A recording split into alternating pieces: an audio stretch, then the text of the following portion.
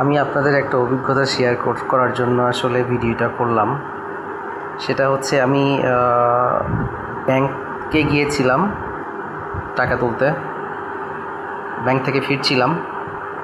এর মধ্যে পথশিশুরা দেখি যে ওরা কোনো নেশা সেবন করছে, তো ওদের একটা ভিডিও করতে গেলাম। তারপর আপনারা দেখুন কি হলো।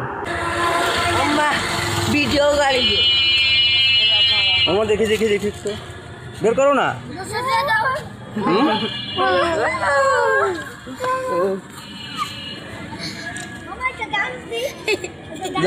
দাও